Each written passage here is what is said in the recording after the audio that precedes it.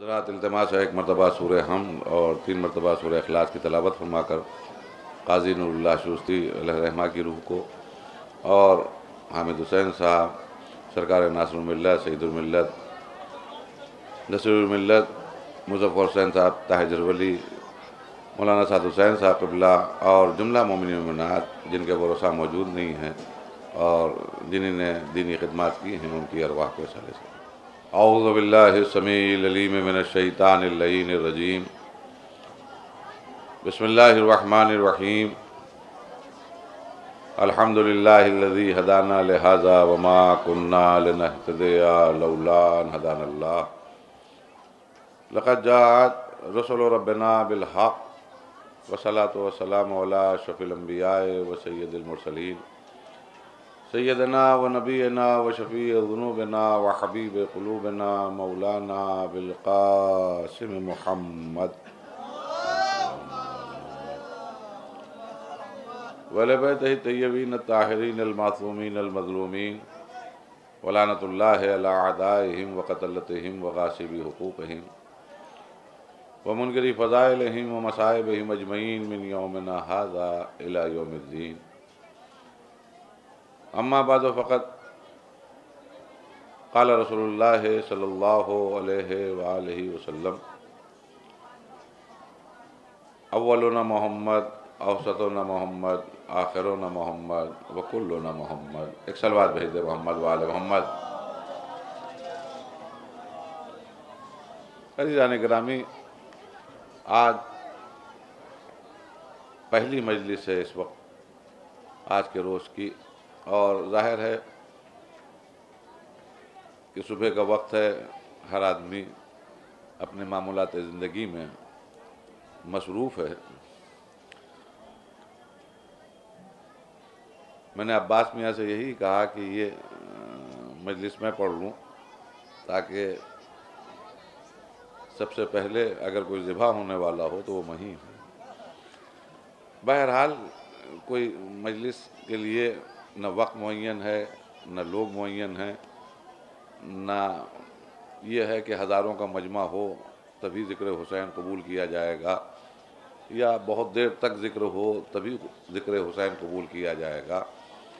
ذکر حسین کے لیے تو شرط یہ ہے، مال مجلس تو یہ ہے کہ جس مقصد سے ہم یہاں جمع ہوئے ہیں، جس دکھیاری ماں کو اس کے لال کا پرسہ دینا ہے، کاش وہ بی بی ہمارے ذکر سے راضی ہو جائے تاکہ ہماری یہاں بھی کامیابی رہے اور وہاں بھی کامیابی رہے۔ ہاں، تو بہرحال دھیرے دھیرے انتظار ہو رہا ہے، لوگ اور بھی جمع ہو جائیں گے، لیکن اس دوران میں آپ کے سامنے بڑی مشہور اور معروف حدیث کو، جس کو سرنامہ سخن کے طور پر عرض کیا اور اس مختصر سے وقت کے لیے عنوان گفتگو قرار دیا، وہ سرکار ختمی مرتبت کا اس میں فرمان یہ ہے کہ میرا پہلا بھی محمد ہے، میرا اوسط بھی محمد ہے، میرا آخر بھی محمد ہے، اور میرے سب کے سب محمد ہیں۔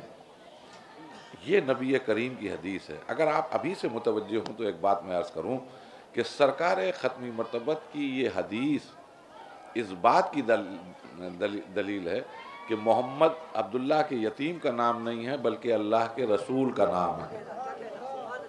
اگر آپ اول اس حدیث کے اوپر غور کریں تو یہیں سے رسالت کی صداقت کا خود بخود احساس ہو جائے گا اور یقین ہو جائے گا، اس لیے کہ کسی عام بشر میں یہ قوت نہیں ہے کہ ایک سلسلے کے متعلق بڑے وثوق سے کہہ سکے کہ وہ بھی مجھ جیسا اور وہ بھی مجھ جیسا اور وہ بھی مجھ جیسا، اور وہ جو نظر نہیں آ رہا ہے وہ بھی مجھ جیسا، اور پھر اس کا بھی بیٹا مجھ جیسا، اور پھر اس کا بھی بیٹا مجھ جیسا، اور پھر اس کا بھی بیٹا مجھ جیسا، سب کے سب مجھ جیسے، اور آنے والا کل آنے والے محمدیت کے ذریعے یہ ثبوت بھی ہم مسلسل مہیا کروائے کہ ہاں ہم بھی اس جیسے محمد، ہم بھی اس جیسے محمد، ہم بھی اس جیسے محمد۔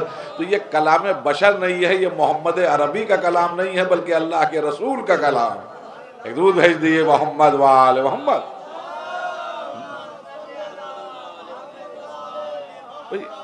یہ کسی بشر کی قوت نہیں ہے۔ ہاں،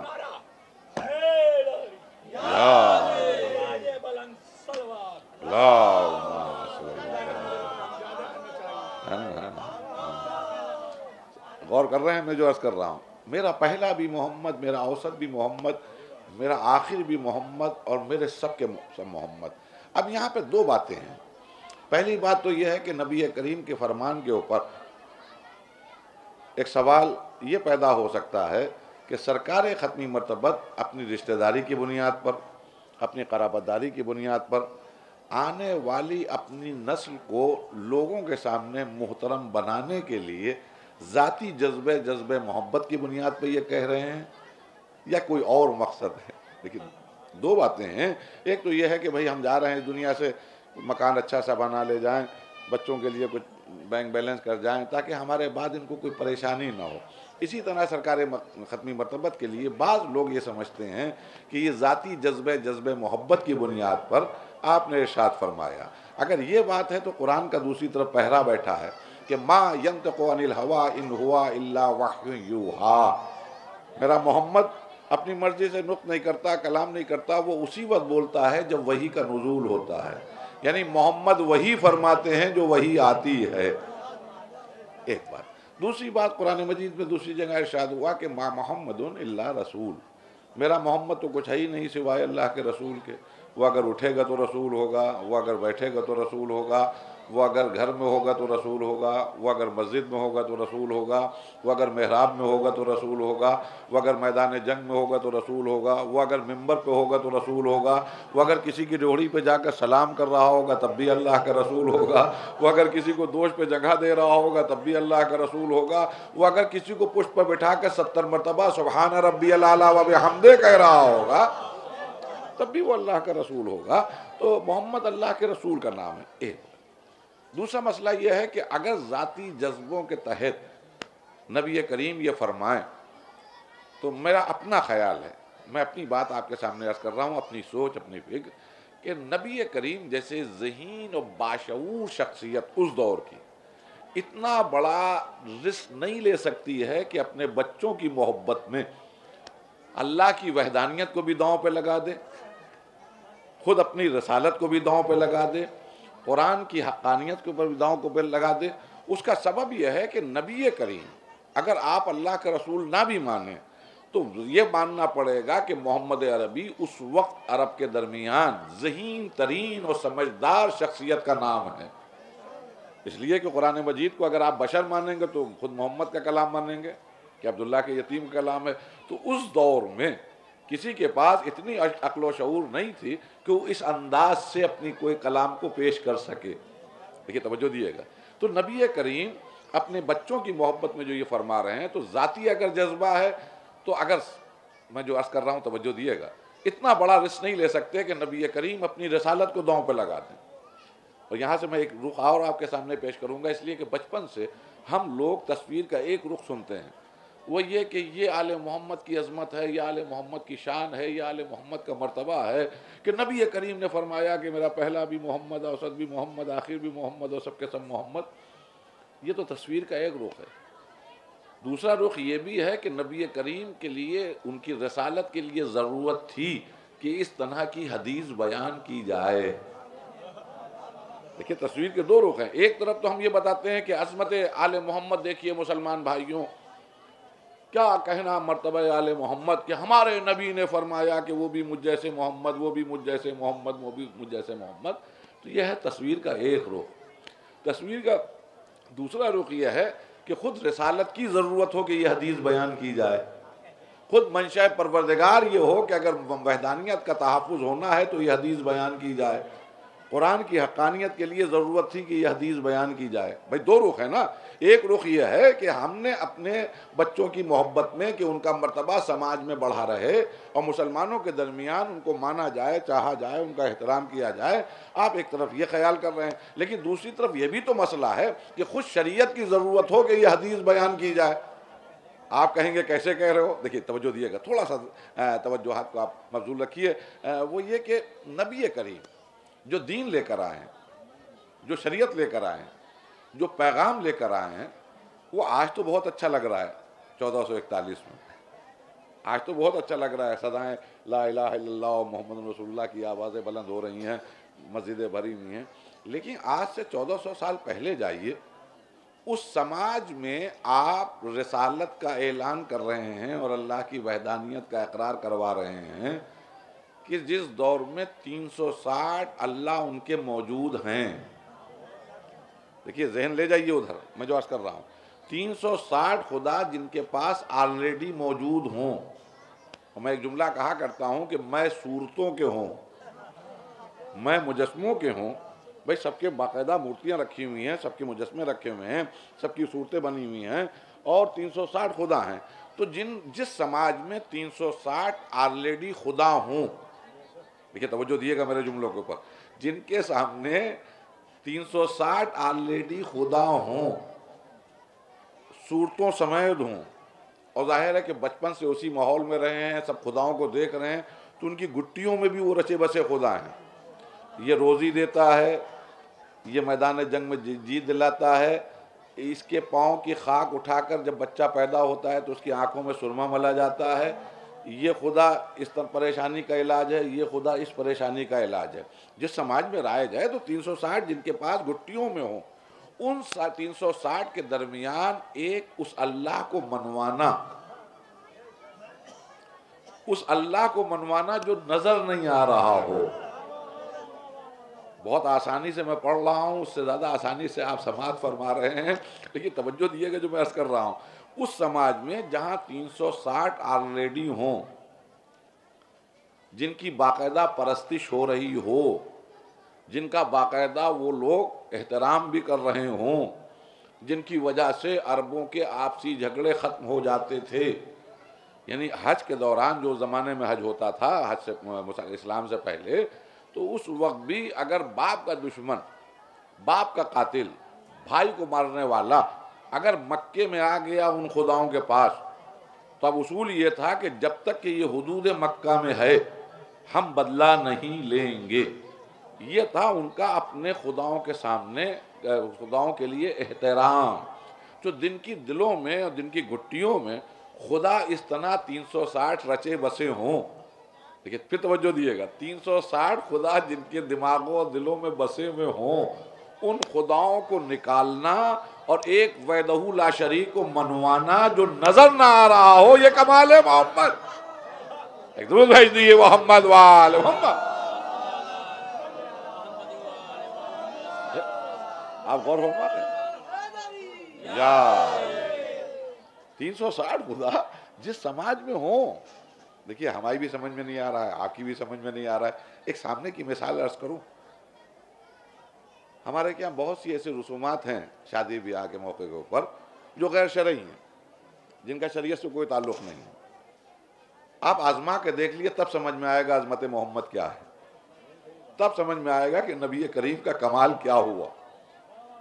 کہ ہمارے یہاں جو غیر شرعی رسمیں ہیں، ان رسومات میں آپ اپنے بیٹے یا بیٹی کی شادی میں گھر میں اعلان کر دیجئے کہ دیکھو شادی تو ہو رہی ہے لیکن ایک شرط ہے، وہ غیر شرعی رسم ہے، وہ نہیں ہوگی، وہ گھر میں نہیں ہوگی.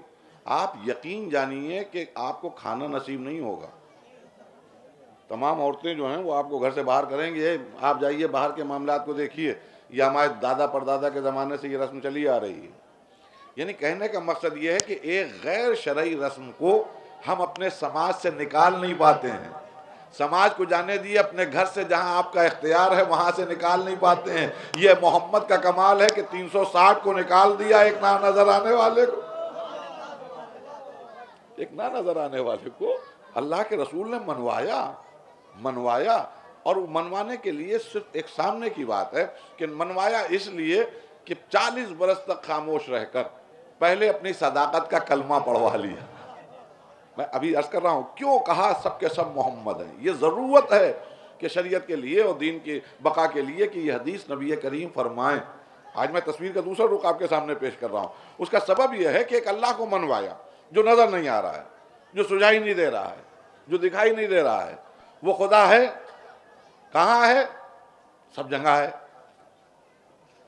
آج سے 1400 سال پہلے سوچئے عربوں کے درمیان جہاں سب خدا موجود ہوں، ان کے اپنے خدا موجود ہوں، انہی سے یہ کہنا کہ ان کو ہٹاؤ بلکہ اپنے ہاتھوں سے توڑو. اب جن کے سامنے جھکتے رہے ہوں ان کو اپنے ہاتھوں سے توڑا اور اس کو مانو جو نظر نہیں آ رہا ہے، اس کے سامنے پیشانیوں کو جھکاؤ جو نظر نہیں آ رہا ہے۔ لیکن سب لوگ پورا عرب اس لیے نبی کریم کی آواز کے اوپر لبیک کہہ رہا تھا کہ بھائی یہ عبداللہ کا یتیم، آج تک ہم نے اس کو غلط بیانی کرتے ہوئے نہیں دیکھا، محمد صادق ہیں۔ دیکھیں توجہ دیے گا، نبی کریم سچے ہیں، یہ جو بھی کہیں گے وہ صحیح کہیں گے۔ نبی کریم کے کہنے کے اوپر وہ ایمان لے آئے، ٹھیک ہے ہم اللہ کو مان لیں گے، کیا کرنا پڑے گا محمد عربی تمہارے اللہ کو مان کر؟ ایک سوال آیا ہوگا کہ اگر تمہارے اللہ کو مان لیں، تمہارے دین کو مان لیں تو کیا ہوگا؟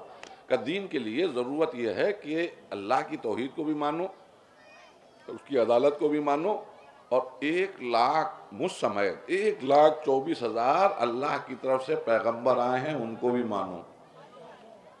آپ تو سامنے موجود ہیں، آپ کو ہم مان لیں گے، لیکن آپ سے پہلے کہ آدم گزرے ہیں، شیش گزرے ہیں، انوج گزرے ہیں، مہلائل گزرے ہیں، لمک گزرے ہیں، نوح گزرے ہیں، ابراہیم ہیں، اسحاق ہیں، تمام انبیاء کرام ہیں، یہ تمہارے نبی ہیں، ان کے اوپر ایمان لانا ضروری ہے، اساس دین ہے، اصول دین ہے۔ مسلمانوں میں تمام اختلافات کے باوجود اصول دین میں اختلاف نہیں ہے۔ بھئی شیعہ کہتے ہیں کہ اصول دین 5 ہیں، اول توحید، دوسرے عدل، تیسرے نبوت، چوتھے امامت، 5ویں قیامت۔ شیعوں کو چھوڑ کر باقی مسلمانوں کا بھی ایمان وہی ہے، لیکن فرق یہ ہے کہ وہ کہتے ہیں اصول دین 3 ہیں، اول توحید، دوسرے نبوت، تیسرے قیامت۔ اب ظاہر ہے کہ 3-5 کا جھگڑا تو رہے گا، اس سے تو کوئی انکار نہیں، یہ تو 1400 سال سے جاری ہے۔ المختصر، مسلمانوں میں 1,24,000 پیغمبروں کو بھی منوانا نبی کریم کو۔ میں ایک بات آپ سے کہہ رہا ہوں سائیکولوجیکلی، نفسیاتی طور پر، آدم کی زندگی جب بیان کر رہے ہوں گے تو کیا آدم کا کوئی ویڈیو دکھایا نبی کریم نے؟ نوح کی زندگی، میں صرف آپ کے اس وقت صرف نفسیات کے اوپر گفتگو کر رہا ہوں، آپ سے تصورات لے جائیے کہ ہکا بکا بیٹھے ہوئے نبی کے سامنے لوگ، اور نبی کریم کہہ رہے ہیں آدم ابو البشر ہیں، ان کے 2 بیٹے تھے، ایک کا نام تھا حابیل، ایک کا نام تھا قابیل۔ قابیل حاسد ہو گیا، اس نے اپنے بھائی حابیل کو قتل کر دیا۔ آدم بہت دنوں تک روتے رہے اور گریہ کرتے رہے، قابیل کے اوپر تبرہ کرتے رہے، لعنت کرتے رہے۔ اب سمجھ میں کسی کے نہیں آ رہا ہوگا، نہ حابیل کا فوٹو ہے، نہ قابیل کا فوٹو ہے، نہ جناب آدم کا کوئی فوٹو ہے، نہ کوئی ویڈیو نظر آ رہی ہے، نہ کوئی واٹس ایپ کے اوپر کلپ ہے، کچھ بھی نہیں ہے۔ لیکن سب اس لیے مان رہے ہیں کہ محمد کہہ رہے ہیں، شیش ہم مانیں گے اس لیے کہ نبی کہہ رہے ہیں، نوح ہاں ہمارے نبی ہیں، 950 سال تک زندگی ملی، کیوں؟ اس لیے کہ نبی کہہ رہے ہیں۔ اخنون، ادریس یہ نبی ہیں اس لیے کہ ہمارے نبی کہہ رہے ہیں۔ تو معلوم ہوا کہ نبی کریم کا ایک کمال یہ ہے کہ اللہ کو تو انٹروڈیوس کرایا، اللہ کو تو منوایا، لیکن نہ نظر آنے والے نبیوں پر بھی ایمان، غور کر رہے ہیں آپ؟ جو نظر نہیں آ رہا ہے، جو نظر نہیں آ رہا ہے ان کو بھی مانو، اور صرف زبان سے نہیں مانو، دل سے مانو۔ 1,23,000، بھائی عیسیٰ بھی 600 برس پہلے گزرے ہیں، جناب عیسیٰ جو آخری پیغمبر ہیں نبی سے پہلے، وہ بھی 600 برس تک پہلے گزرے ہیں۔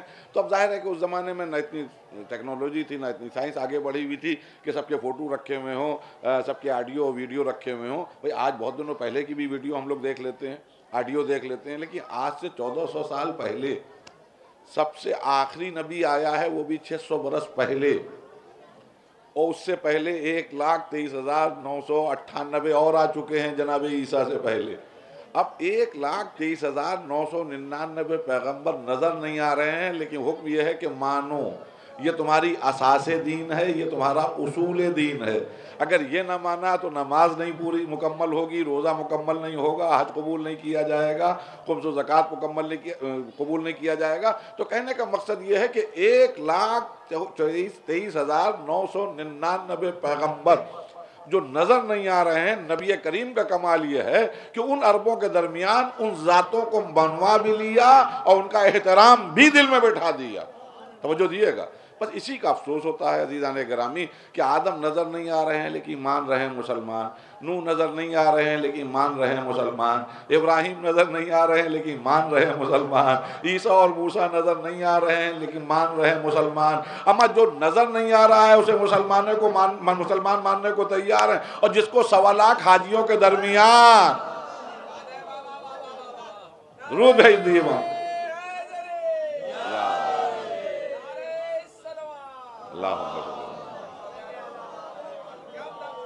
یہ تو دشمنی ہے، یہ تو عصبیت ہے، یہ تو تعصب ہے کہ جن کو نہیں دیکھا۔ اب آپ کسی کو آدم کے خلاف زبان کھول کے مسلمان کے سامنے دکھائیے، وہ منہ نوچ لے گا، دماغ خراب ہو گیا، ہمارے نبی کو تم ایسا کہہ رہے ہو، دیکھا ہے آپ نے؟ نہیں، ہمارے نبی نے فرمایا ہے کہ وہ نبی تھے۔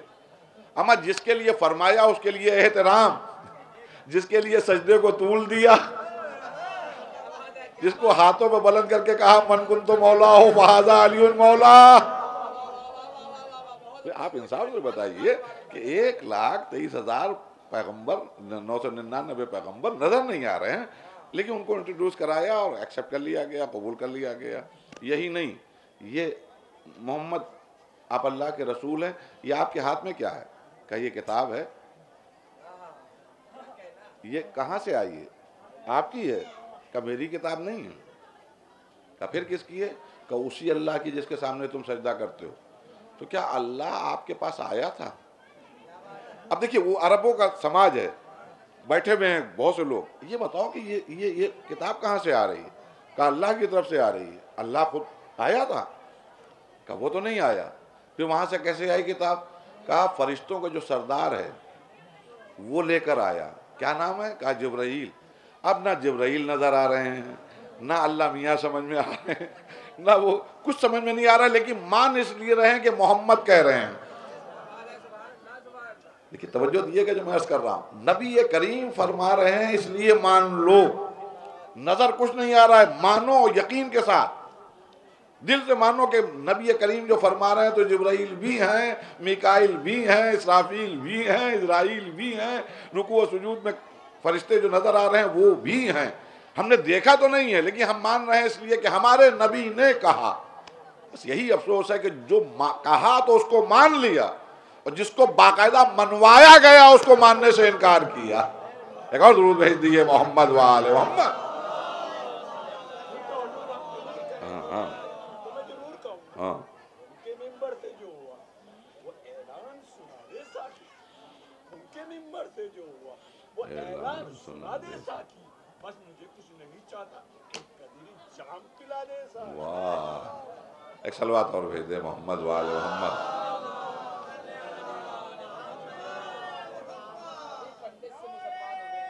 واہ،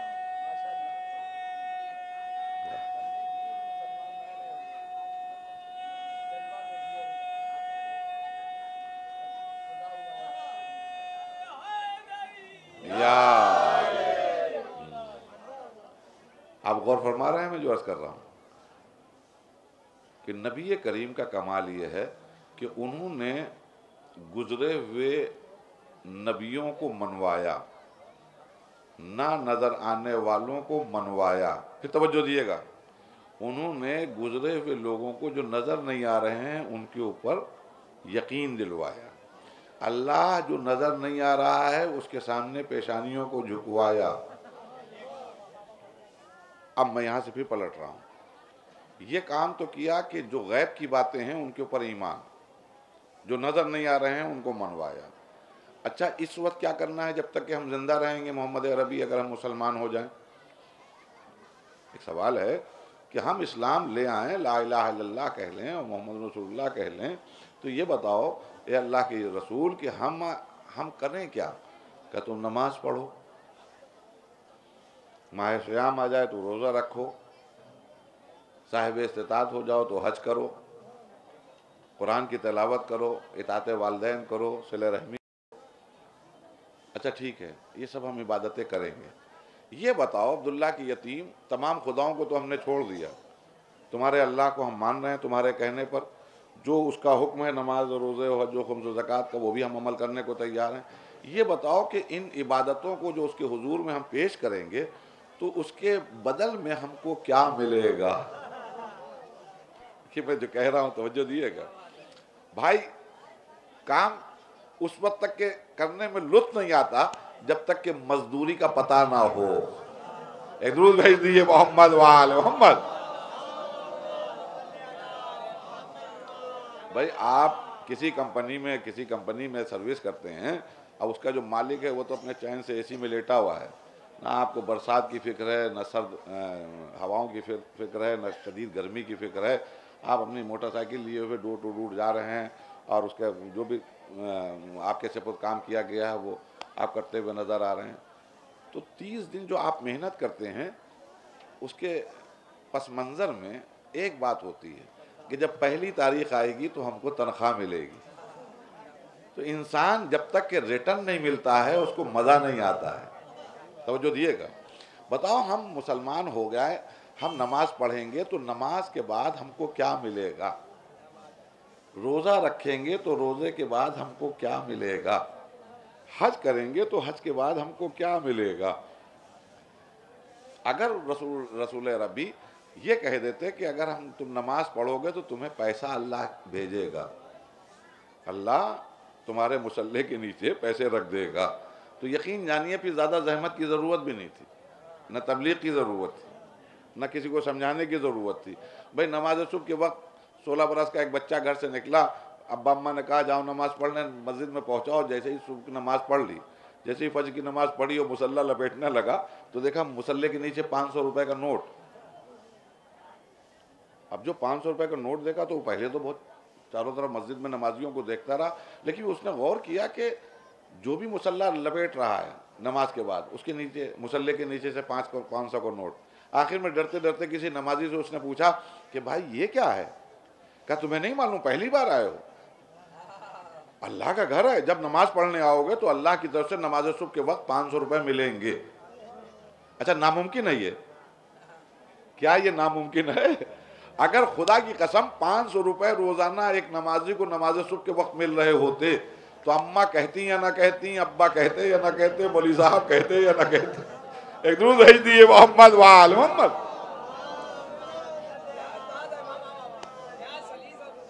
ہاں نہیں، میں بھی بڑے اطمینان سے پڑھ رہا ہوں، ظاہر ہے صبح کا وقت ہے، دھیرے دھیرے لوگ جمع ہو رہے ہیں، لیکن اس کا مطلب یہ نہیں کہ میں بہت دیر تک پڑھوں گا، میں نہ موضوع سے الگ ہوں۔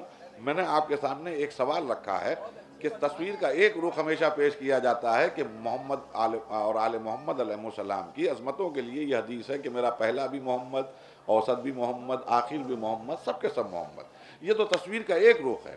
دوسرا رخ یہ ہے، ہمیشہ ذہن میں رکھیے کہ تصویر کا ایک رخ نہیں ہے، دوسرا رخ یہ ہے کہ خود شریعت کی ضرورت کا نام تھا کہ یہ فرمایا جائے کہ میرا پہلا بھی محمد، اوسط بھی محمد، آخر بھی محمد۔ اس کا سبب کیا ہے اس کو میں آپ کے سامنے عرض کر رہا ہوں کہ بڑا آسان تھا، نماز کی تبلیغ کی ضرورت ہی نہیں تھی۔ یہ بیچارے جماعتی جو پھر رہے ہیں آج کل تو ڈر کے مارے برا حال ہے، آسانی سے جماعتیں نظر نہیں آ رہی ہیں، لیکن سب جا رہے ہیں نماز پڑھو نماز پڑھو، میں کہنے کی ضرورت ہی نہ پڑتی۔ بھائی بچہ آنکھیں کھولتا وہ فوراً ہی ہمیں چلو مسجد چلیں، خیریت ہمیں 500 ملیں گے۔ اگر معلوم ہو جاتا کہ ظہرین کی نماز میں جائے گا انسان تو ظہر کے بھی 500 اور عصر کے بھی 500، تو 1000 روپے کی بونی ہو رہی ہے، کس کو برا لگتا؟ اگر یہ معلوم ہو جاتا کہ مغربین کی نماز کے بعد 2000 کا ملے گا نوٹ،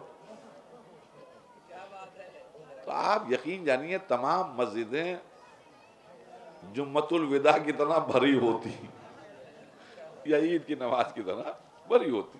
یہی حال روزے کا ہے، روزے کا حکم دیا گیا۔ اچھا روزہ رکھیں گے، کیا شرط ہے؟ کہا گھر میں سب کچھ ہو لیکن نہ کچھ کھانا نہ پینا، نہ کھانے کی طرف دیکھنا نہ پانی کی طرف دیکھنا، خبردار اس ٹائم سے لے کر اس ٹائم تک تمہیں رضائے خدا کے لیے روزہ رکھنا ہے۔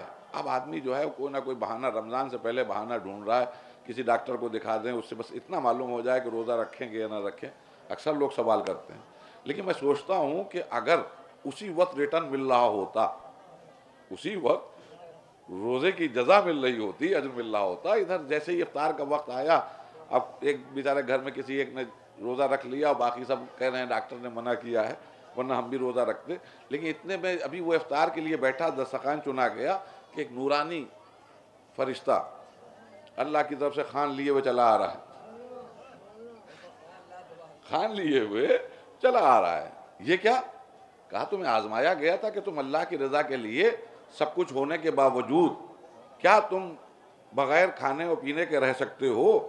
اب یہ تمہارے لیے افطار کا انتظام آیا ہوا ہے اللہ کی طرف سے، اور یہ اپنے گھر کی پھلکیاں ہٹاؤ، یہاں کے خرموں کی کھجوروں کی ضرورت نہیں ہے. دیکھو یہ جنت سے کھجوریں لے کے آیا ہوں، اور یہ افطار وہاں سے، اس لیے کہ آج ایک پورا مہینہ ایسا ہوگا کہ تم ہمارے مہمان ہوگے، اور ظاہر ہے کہ تم ہمارے مہمان ہو، ہم میزبان ہیں، تو اب ہمارا فرض ہے کہ تمہیں خود کھانا بھیجیں. کیا ناممکن تھا یہ؟ کیا یہ ناممکن تھا؟ اما کیا کھانے نہیں آئے ہیں وہاں سے؟ ناممکن تھا. تو یقین جانیے اگر ایک دن افطار میں فرشتے افطاری کا سامان لے کے آ جاتے تو یقین جانیے جو بیماری کا بہانہ کر کے روزہ نہیں رکھتے ہیں وہ بھی کہتے اب ٹھیک ہیں کل سے روزہ رکھیں گے. بھائی ہر آدمی یہ چاہتا کہ 11 مہینے اپنی کھا رہے ہیں، 1 مہینے ادھر کا بھی تو ٹیسٹ لے کے دیکھیں. تو حضور ضرور کہیں گے ہاں ہاں کہیے. آنے والے کرتے کرم گوشت ڈونگا بھیجتے کرم ارے واہ. فوراً بھیج دیتے. ایک سلوات بھیج دیو. آپ غور فرما رہے ہیں، توجہ دیے گا. جو میں جس طرف آپ کے اذہان عالیہ کو لے جانا چاہ رہا ہوں وہ یہ کہ آپ نے نماز پڑھی، اگر اجر مل جاتا تو بڑا آسان رہتا. روزہ رکھا، اگر افطاری کا سامان آ جاتا اور سحری کا انتظام ہو جاتا تو یقین جانیے ہر مسلمان روزہ دار نظر آتا. اگر حج کے بعد ایک بیگ بھر نوٹ مل جاتے کسی فرشتے کے ذریعے تو چاہے 3.5 لاکھ روپے کا حج ہوتا ہے یا 4.5 لاکھ روپے کا، ہر آدمی ٹرائی ضرور کرتا کہ ایک بار حج کراؤ، باقی تو پیسے اللہ میاں دے ہی دے گا. لیکن محمد عربی سے جب سوال کیا گیا کہ جو ہم عمل کر رہے ہیں ہوگا کیا، ملے گا کیا، کہا ابھی نہیں ملے گا. اس کا اجر اور اس کا ثواب ابھی نہیں ملے گا. کب ملے گا؟ جب مر جاؤ گے. جب مر جاؤ گے. آئیے مولانا آئیے. دیکھیے مجمع میں نے جمع کر دیا، انشاءاللہ باقی پوری مجلس آپ پڑھیے گا. ایک سلوات بھیج دیں محمد والے محمد. توجہ دیے گا. بس آخری باتیں عرض کر رہا ہوں کہ سرکار ختمی مرتبت نے اس سوال کے جواب میں کہا کہ نماز کا اجر، نماز کا ریٹرن ابھی نہیں، روزے کا ریٹرن ابھی نہیں، حج کا ثواب ابھی نہیں. اے اللہ کے رسول کب ملے گا؟ جب مر جاؤ گے. جب مر جاؤ گے. کب؟ جب مر کے اللہ کے بارگاہ میں پہنچو گے، جب سور پھونکا جائے گا، جسموں کو نکالا جائے گا، ایک میدان میں جمع کیا جائے گا، پھر وہاں دیکھا جائے گا کہ تمہارا عمل کس طرح کا تھا. فَمَنْ يَعْمَلْ مِثْقَالَ ذَرَّةٍ خَيْرًا يَرَهُ وَمَنْ يَعْمَلْ مِثْقَالَ ذَرَّةٍ شَرًّا يَرَهُ. اچھائیاں دیکھی جائیں گی، برائیاں دیکھی جائیں گی. فَأَمَّا مَنْ ثَقُلَتْ مَوَازِينُهُ فَهُوَ فِي عِيشَةٍ رَاضِيَّةٍ وَأَمَّا مَنْ خَفَّتْ مَوَازِينُهُ فَأُمُّهُ هَاوِيَةٌ. پھر نیکیاں دیکھی جائیں گی، تولی جائیں گی، پرکھی جائیں گی، جانچی جائیں گی. اب رزلٹ یہ ملے گا کہ جنت میں جاؤ. کب؟ جب سور پھونکا جائے گا. اب گھبرا کے لوگوں نے پوچھنا شروع کیا کب آئے گا وہ وقت؟ تو جواب میں فقط رسول اللہ نے کہا کہ اس کا علم اللہ کو ہے، میں نہیں جانتا ہوں کہ قیامت کب آئے گی. قرآن میں بہت سی آیتیں ہیں، میں آپ کے سامنے آیتیں نہیں پڑھ رہا ہوں، فقط اتنا کہ جب بھی لوگوں نے سوال کیا وہ کب آئے گا وقت، وہ محشر کا ہنگام کب آئے گا، وہ یوم الدین کب ہے، کہا اس کا علم اللہ کو ہے. تو معلوم ہوا وہ جو رزلٹ ملنا ہے، جو عبادتوں کا نتیجہ ہم کو ملے گا وہ مرنے کے بعد. ماننا کس کو ہے؟ جو نظر نہیں آ رہے ہیں، گزر چکے ہیں لوگ. توجہ دیے گا. نبی کریم کی تبلیغات کے 2 بنیادی پہلو نظر آتے ہیں. ایک وہ جو نہ نظر آنے والے ہیں ان کو مانو، آدم کو مانو، نوح کو مانو، ابراہیم کو مانو، عیسیٰ کو مانو، موسیٰ کو مانو، اما نہ نظر آنے والے اللہ کو مانو. ماننے کا نتیجہ یہ ہے کہ تم عمل کرو. عمل کا نتیجہ یہ ہوگا کہ تمہیں اس کا انعام ملے گا. کب؟ جب مر جاؤ گے. تو جو گزر چکے ہیں نہ وہ نظر آ رہے ہیں، نہ مرنے کے بعد پتہ نہیں کیا ہوگا، لیکن اس کے باوجود لوگ اس لیے مان رہے ہیں کہ محمد فرما رہے ہیں. توجہ دے رہے ہیں؟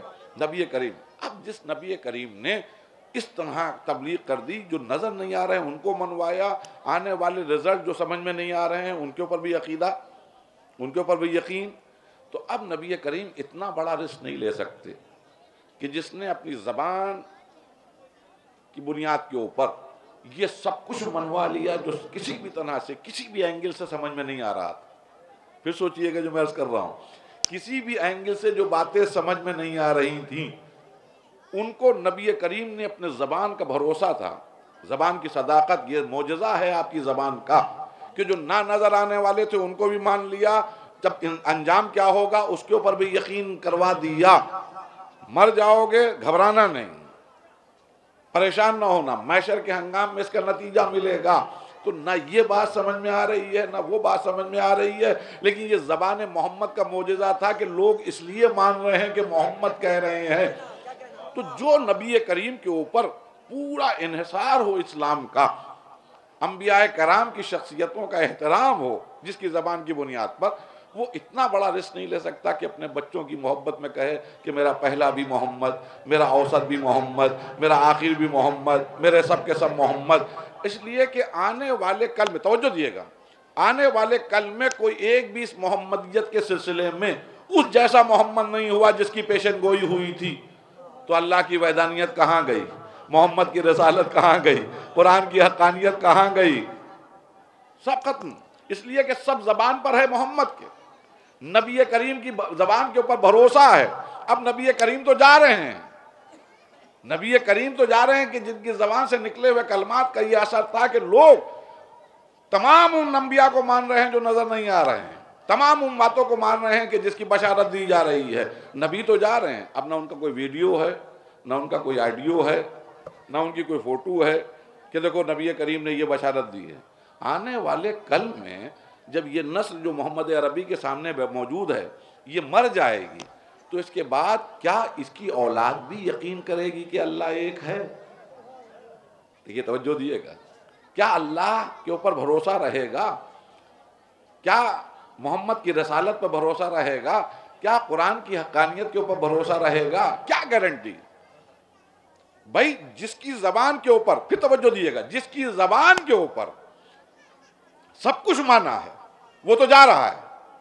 اب وہ جو سن 11 ہجری میں آپ کا وصال ہو رہا ہے، آپ 28 صفر کو اس دنیا سے رخصت ہو رہے ہیں۔ اب 28 صفر کے بعد جو بچے پیدا ہونے والے ہیں کیا ان کو بھروسہ ہوگا؟ اس لیے کہ انہوں نے تو نبی کو دیکھا نہیں، نہ ان کی زبان کے معجزے کو دیکھا سنا۔ اب وہ کیسے مانے کہ جو محمد نے فرمایا ہے وہ صحیح؟ اگر وہ سوال کر لیں کہ ابا آپ نے اسلام کو کیسے مانا اور کیوں مانا، تو اس ابا کے پاس کیا جواب ہوگا؟ ارے میں کیا عرض کر رہا ہوں، بہت ٹھنڈے ٹھنڈے انداز میں، بہت آہستگی کے ساتھ آپ کے سامنے عرض کر رہا ہوں۔ بڑا اچھا خطیب ہوتا تو چلا کے کہتا آپ کے سامنے، اور آپ کو بھی جوش آتا اور پھر مجھے بھی جوش آتا، ایک درود بھیج دیئے محمد وآل محمد۔ یا اللہم صلی اللہ۔ اب بھائی بچہ اپنے باپ سے پوچھ رہا ہے، ایک سوال ہے، بچہ ایک باپ سے پوچھ رہا ہے کہ یہ بتائیے کہ آپ نے اللہ کو ایک کیوں مانا؟ اللہ کو کیوں مانا جو نظر نہیں آ رہا ہے؟ ابا کے پاس کیا جواب ہے؟ یہ میں آج کی بات نہیں کر رہا ہوں، یہ سن 50 60 70 ہجری کی بات کر رہا ہوں، 100 ہجری کی بات کر رہا ہوں کہ اس زمانے میں جب نوجوان ڈسکس کرتے ہوں گے، ہمیں پتہ نہیں یہ اسلام کو کیوں مانا ابا نے، اور جب ابا اور دادا سے سوال کرتے ہوں گے تو ابا کے پاس کیا جواب ہوتا ہوگا۔ دیکھیے یہاں پر میں ایک حوالہ دوں تاکہ بات کی تصدیق بھی ہو جائے اور دلیل بھی بن جائے، جو تاریخ نے لکھی۔ سن 61 ہجری میں ایک عرب کا ملون بیٹا تخت پر بیٹھا ہوا ہے، ایک مظلوم کا سر رکھا ہوا ہے، اس کے ہاتھ میں نجس چھڑی ہے اور وہ دندات مبارک کو زخمی کر رہا ہے۔ دیکھیے یہ ہسٹری ہے، اور اس کے بعد میں اس کے اشعار موجود ہیں جو تاریخ نے لکھے ہیں۔ وہ کیا کہہ رہا ہے؟ نہ کوئی وحی آئی، نہ کوئی رسول آیا، نہ کوئی اللہ، نہ کوئی کتاب، یہ بنی ہاشم کا ایک فریب ہے، یہ بنی ہاشم کی ایک چال ہے حکومت کے حصول کے لیے۔ تو یزید کہ یہ ورڈنگ تاریخ نے لکھی کہ نہیں لکھی؟ اب چونکہ وہ تخت پر بیٹھا ہوا تھا، اس نے اپنے دل کی بات کہہ دی، کیا معلوم کتنے ایسے یزیدی ہوں، نہ جانے کتنے ایسے یزیدی ہوں جو کمزور ہوں، کہہ نہیں پا رہے ہوں۔ تو اب عربوں میں ایک بات سامنے کی ہے کہ یہ بتاؤ کہ اللہ جو نظر نہیں آ رہا ہے مانا کیسے؟ کہا تمہیں نہیں معلوم وہ اللہ ایک ہے، کیا پروف ہے؟ ابا آپ کے پاس کیا پروف ہے؟ کہا سنو محمد عربی نے بتایا۔ کہا محمد عربی کون؟ ارے کہیں رسول تھے۔ کہا رسالت کی پہچان کیا ہے؟ کہا صاحب اعجاز ہوتا ہے، صاحب معجزہ ہوتا ہے۔ کیا معجزہ دکھایا آپ کو؟ ابا کیا نبی کریم نے معجزہ دکھایا؟ دیکھیں میں صرف سائیکولوجیکلی بات کر رہا ہوں آپ کے سامنے، کیا آپ کو کوئی معجزہ دکھایا؟ کہاں بیٹا میں نے اپنی آنکھوں سے دیکھا تھا کہ ایک بلندی پہ کھڑے ہوئے اشارہ کیا، چاند کے 2 ٹکڑے ہو گئے، ڈوبا ہوا سورج واپس آ گیا، سنگریزے ہاتھ پہ آئے تو کلمہ پڑھنے لگے۔ اب بچے ابا کے سامنے تو کچھ نہیں بولے، باہر نکلے ہنسنے لگے۔ اما ابا کا دماغ، بوڑھے آدمی ہیں۔ اچھا یہ بھی مصیبت ہے، ہر دور کا نوجوان اپنی گزری ہوئی نسل کو بیوقوف سمجھتا ہے، وہ آج تک چل رہا ہے۔ ابا آپ کو کیا معلوم، آپ پرانے زمانے کے ہیں۔ تو ابا بتاؤ، وہ کہہ رہے ہیں کہ وہ کنکریاں ہاتھ میں آتی تھی، وہ کلمہ پڑھنے لگتی تھی، بولنے لگتی تھی۔ اب بتاؤ یہ پتھر ہے میں ہاتھ میں لیوں، کہاں بول رہے ہیں؟ اور جہاں ابا کو معلوم ہو، ابا نے ڈانٹا خبردار شک نہ کرنا۔ مٹھی بھر سنگریزے اٹھائے، ابا کی ہتھیلی پہ رکھ دیے، ابا ہم ماننے کو تیار ہیں، ایک بار ان سنگریزوں سے بلوا کے دکھوا دیے، ایک بار یہ کچھ بول دیں، نہ بھی کلمہ پڑھیں، کچھ ان پتھروں سے آواز آ جائے۔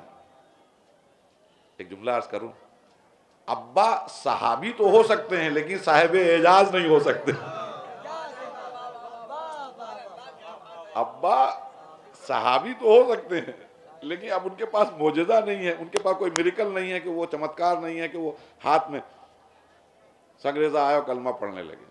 بتاؤ زمین پہ کھڑے ہوئے ہیں، اشارہ کیا، چاند کے 2 ٹکڑے، بتاؤ زمین اتنی دور آسمان پہ چاند ہے، بھئی آج سمجھ میں آتا ہے کتنا ڈسٹینس ہے۔ اس زمانے میں تو لوگ سوچتے ہوں گے آسمان میں ٹکا ہوا ہے، اتنی دور آسمان پر چاند، اس کے 2 ٹکڑے کر دیے، کیسے ہو سکتا ہے؟ اب بیچارے بچوں کو کنوینس کس طرح کیا جائے، کس طرح ان کا ایمان باقی رہے، کس طرح ان کے شکوک و شبہات مٹیں، بس اس کے لیے ضرورت تھی کہ نبی کریم فرمائیں میں تو جا رہا ہوں لیکن جب تک کہ اسلام باقی ہے، اولنا محمد، اوسطنا محمد، آخرنا محمد، وکلنا محمد، کوئی نہ کوئی وقت کا محمد رہے گا۔ یہی وجہ ہے کہ نہ جانے کتنے شکوک ہوں گے۔ میں ایک بات سوچ رہا ہوں، مطلب لڑکے بیٹھے ہوئے سوچ رہے ہیں ہم کیسے چاند کے 2 ٹکڑے کیے تھے، کیسے پاسبل ہوا تھا۔ اب وہ ابا سے پوچھ رہے ہیں، ابا کے پاس جواب نہیں، دادا سے پوچھ رہے ہیں، ان کے پاس جواب نہیں۔ اب باپ دادا بھی پریشان، کیسا نہ ہو نسل گمراہ ہو جائے، لیکن ان کے پاس کچھ چوائس بھی نہیں کہ وہ کوئی کام ایسا عمل بھی نہیں ہے، کوئی ایسی بات بھی نہیں ہے، خاصیت بھی نہیں ہے کہ وہ ان کو کنونس کر سکیں۔ اتنے میں انہوں نے سنا کہ 8واں محمد آج دعا کے لیے فلاں میدان میں جائے گا تاکہ قحط زدہ جو متاثر ہیں بارش سے اس کے لیے وہ دعا کر سکے تاکہ اللہ ابر کو بھیجے اور بارش ہو سکے۔ یہ جیسے ہی بزرگوں نے سنا، تو اپنے پاس تو اعجاز تھا نہیں، جیسے ہی سنا علی ابن موسیٰ رضا آج دعا مانگنے کے لیے نکلیں گے، ایک امید کی کرن جاگی۔ بچوں کو بلایا، کہا دیکھو ہم تو نہیں بتا سکتے کہ سنگریزے کس طرح بولتے ہیں، چاند کے 2 ٹکڑے کیسے ہوتے ہیں، لیکن انہی محمد کا بیٹا ہے جو آج دعا مانگے گا۔ کہا کیا کرے گا وہ؟ کہا دعا مانگے گا۔ بیٹا دیکھو جیسے ہی دعا کے لیے ہاتھ بلند کرے گا فوراً بادل بھی آ جائیں گے اور بارش بھی ہونے لگی۔ کہا ابا آپ بھی کیا بھروسہ کر رہے ہیں، نہ دور دور تک بدلہ صاف ہے، دور دور تک بادلوں کا نشان نہیں، کیسے ایک آدمی ہاتھ بلند کرے گا اور اس کی وجہ سے بادل آ جائیں گے؟ کہا چلو تو بیٹا، اب یہی ایک ذریعہ تھا۔ اب وہ بچوں کو لیے ہوئے زبردستی کھینچتے ہوئے اس میدان میں لے گئے۔ کتنے میں دیکھا ایک نورانی شخصیت ایک بلندی پہ کھڑی ہوئی، ہاتھوں کو بلند کیا۔ ابھی بچے شکوک میں ہیں، ابھی نہ وہ اسلام کو ماننے کو تیار ہے، نہ لا الہ الا اللہ پہ ان کا ایمان ہے، ان کی کچھ سمجھ میں نہیں آ رہا ہے۔ اتنے میں انہوں نے دیکھا کہ محمد کے بیٹے نے جیسے ہی ہاتھوں کو بلند کیا، بادل آنے لگے، ہوائیں چلنے لگی، اور ایسا محسوس ہوا کہ اب بارش ہو جائے گی، کہ انہوں نے اپنا اباؤں کا ہاتھ پکڑا، کہا چلیے ورنہ بارش میں بھیگ جائیں گے، شرابور ہو جائیں گے۔ اتنے میں اسی محمد کے بیٹے کی آواز آئی، ایھا الناس ٹھہرو، یہ بادل میں نے تمہارے شہر کے لیے نہیں بلوائے ہیں، یہ فلاں شہر کے لیے ہیں۔ ابھی فرزند رسول کی آواز آئی، جیسے ہی زبان سے جاری ہوئے یہ کلمات، فوراً دیکھا تیزی سے ہوا چلی اور مطلع صاف، پھر وہی گرمی، دور دور تک بادلوں کا نشان نہیں۔ پھر اس نے دوبارہ ہاتھوں کو بلند کیا، پھر بادل آ گئے۔ اب لوگ منتظر ہیں، کیا کہے گا فرزند رسول؟ یہ بھی تمہارے شہر کے لیے نہیں، یہ فلاں شہر کے لیے۔ تیسرے بادل آئے، یہ فلاں شہر کے لیے۔ چوتھا بار بادل آیا، یہ فلاں شہر کے لیے۔ ایک جملہ عرض کروں، حکومت ہے مامون کی، چل رہی ہے امام کی۔ ایک درود بھیج دیے محمد وآل محمد۔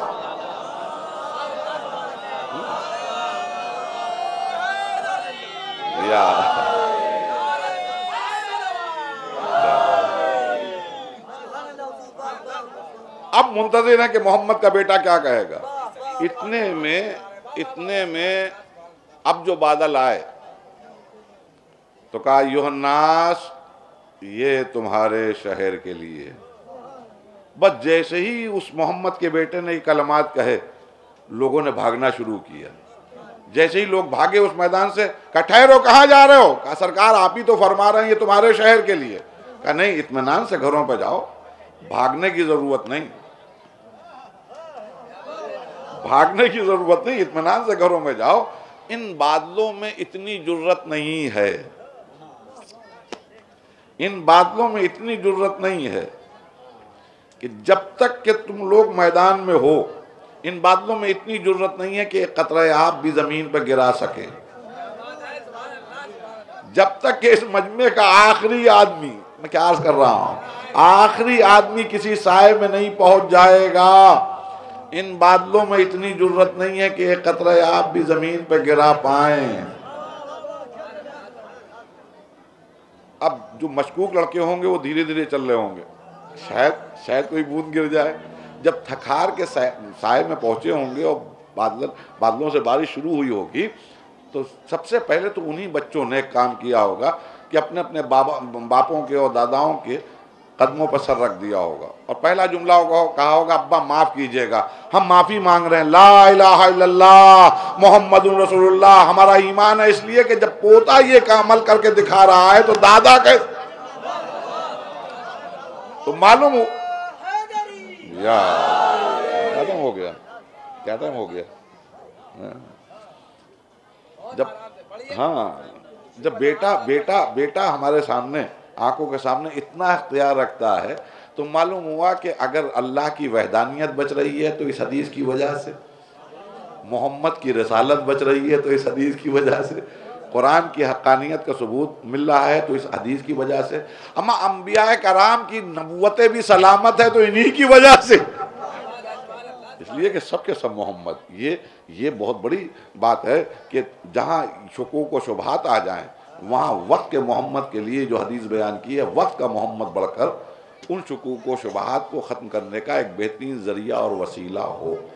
یہی وجہ ہے عزیزان گرامی کہ اکثر مورخین لکھ دیتے ہیں کہ کیا ضرورت تھی سیدنا حسین رضی اللہ تعالیٰ عنہ کو کہ وہ کربلا چلے جاتے اور یزید جیسے ظالم و جابر کے سامنے کھڑے ہو جاتے، ارے فلاں شہزادہ ہو، فلاں شہزادہ ہو، فلاں شہزادہ ہو، فلاں شہزادہ ہو، فلاں شہزادہ، یہ بیٹھے رہے۔ کیا ضرورت تھی سیدنا حسین کو؟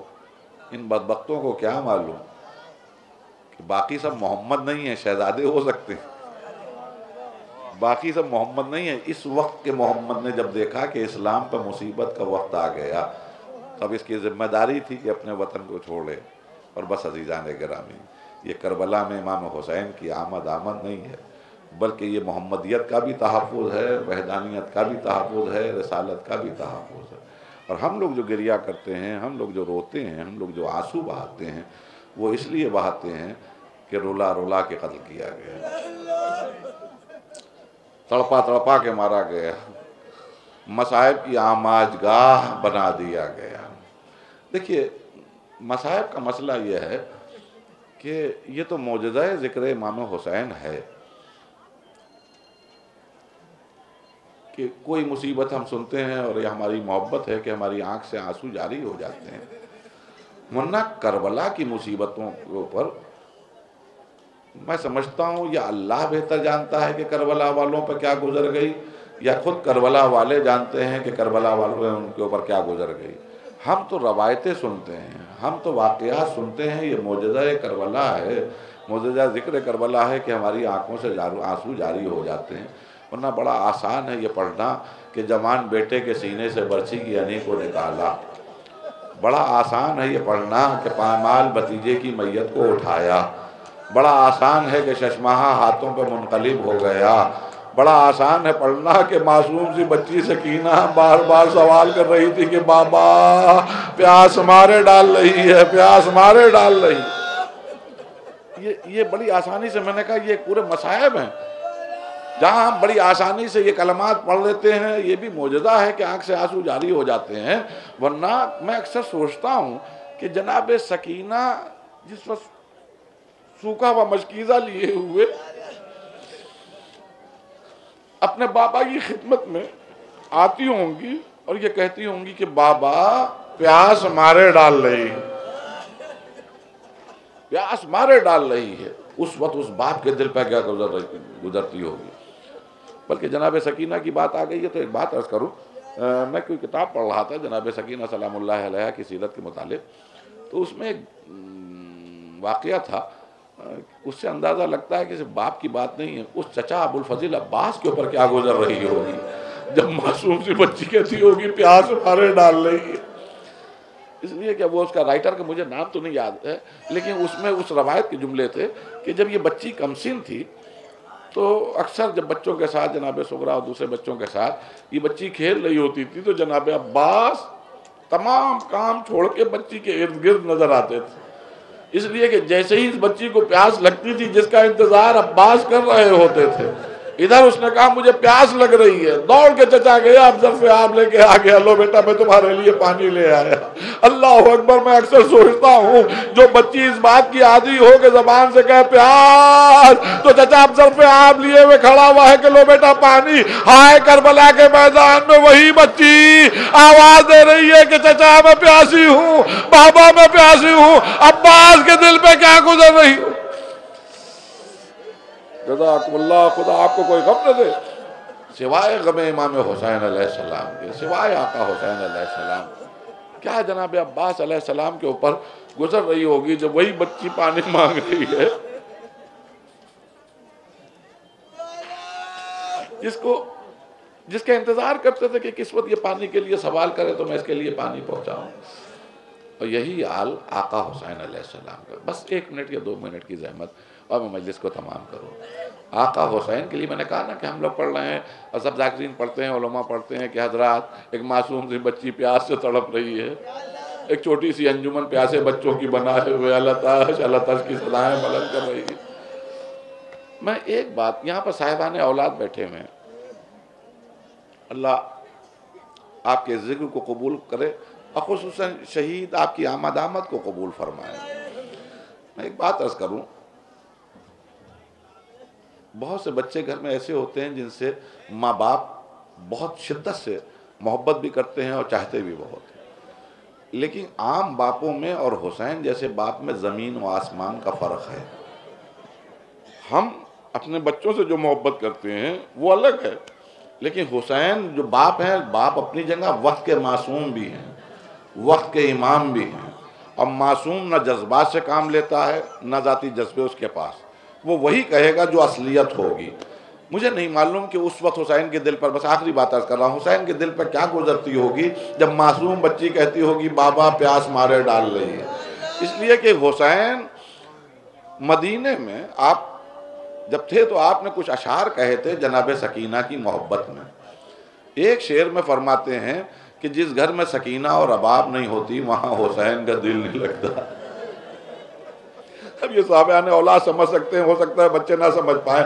اور دوسرے شعر میں فرماتے ہیں کہ اگر سکینہ مجھ سے کوئی چیز کا سوال کرے، وہ چیز کا مطالبہ کرے، کوئی چیز مجھ سے چاہے کہ بابا مجھے یہ چیز دے دو، اور اس کے بعد میں امام حسین علیہ السلام فرماتے ہیں کہ پوری دنیا میرے پاس آ جائے اور منع کرے کہ حسین ہرگز ہرگز یہ چیز سکینہ کو نہ دینا. تو آقا حسین پھر پلٹ کے کہتے ہیں واللہ پوری دنیا ناراض ہو جائے حسین کو دنیا کی پرواہ نہیں، حسین تو وہی کرے گا جو معصوم بچی کا مطالبہ ہوگا. اے عزیزان گرامی، جو حسین اپنی بچی کی محبت میں یہ کلمات کہہ رہے ہو، آئے کربلا وہی بچی سوکھا ہوا مشکیزہ لیے ہوئے اسی باپ کی خدمت میں حاضر ہو کر کہہ رہی ہے اے بابا پیاس مارے ڈال رہی ہے. شاید جواب یہی ہوگا بیٹا یہ امتحان کا وقت ہے، اے بیٹا صبر کرو ورنہ تم سوال کرتی تو.